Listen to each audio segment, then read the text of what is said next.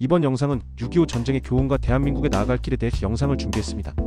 1950년 6월 25일 북한 공산당은 소련과 중국의 지원을 등에 업고 기습 남침을 감행했습니다.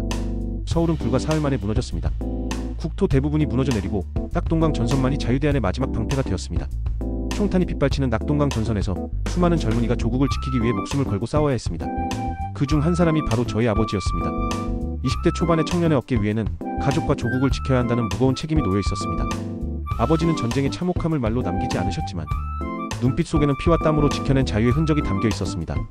전쟁이 끝나고 아버지가 돌아오신 고향은 폐허와 가난뿐이었습니다. 그러나 아버지는 좌절하지 않으셨습니다.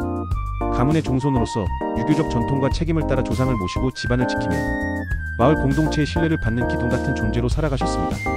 기독교 신앙은 알지 못하셨지만 삶 자체가 헌신과 섬김의 본보기였습니다. 1960년대 말부터 대한민국은 새마을운동으로 다시 일어서고 있었습니다. 아버지는 경남의 작은 시골 마을에서 수십 년간 새마을 지도자와 이장으로 봉사하셨습니다. 새벽녘이면 누구보다 먼저 일어나 마을을 위해 땀을 흘리셨고 마을 주민과 함께 낡은 초가를 허물고 지붕을 고치며 농로와 다리를 닦아냈습니다. 잘 살아보세라는 구호는 단순한 말이 아니라 아버지와 마을 사람들이 현실로 만든 약속이었습니다.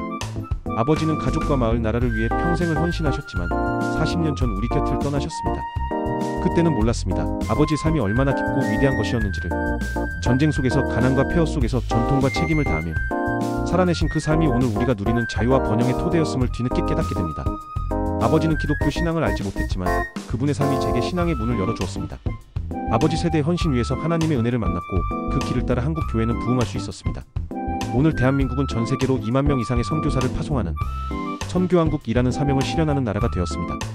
총과 탱크가 아닌 사랑과 믿음으로 세상을 품는 나라가 되었습니다. 우리 아버지가 지켜내신 나라, 그 헌신과 땀이 깃든 마을이 모여 이제 세계 속에 우뚝 서 있습니다. 대한민국은 세계 5위의 국방력을 갖춘 강력한 나라로 자유와 평화를 지켜내며 한미동맹과 국제사회 속에서 중추적 역할을 다하고 있습니다.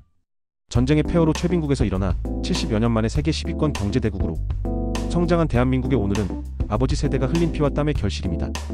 K방사는 세계 시장을 흔들고 첨단 기술과 문화는 대한민국의 위상을 높이고 있습니다. 그러나 아버지가 진정받았던 것은 단순히 국력과 경제력만이 아니었을 것입니다. 집안을 돌보듯 마을과 나라를 지켜낸 아버지 세대의 헌신과 사랑은 선교왕국이라는 비전 속에서 열매를 맺고 있습니다. 복음과 사랑으로 세상을 품고 이웃을 섬기며 하나님의 뜻을 따라 살아가는 나라. 그것이 바로 아버지 세대가 남긴 참된 유산입니다. 아버지, 당신은 신앙을 알지 못하셨지만 당신의 삶이 우리에게 믿음의 길을 열어주었습니다.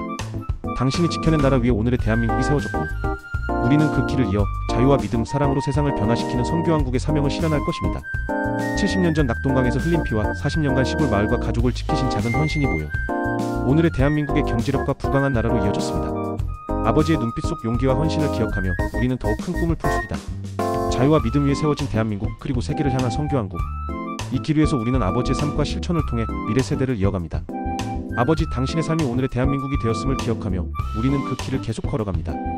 감사합니다.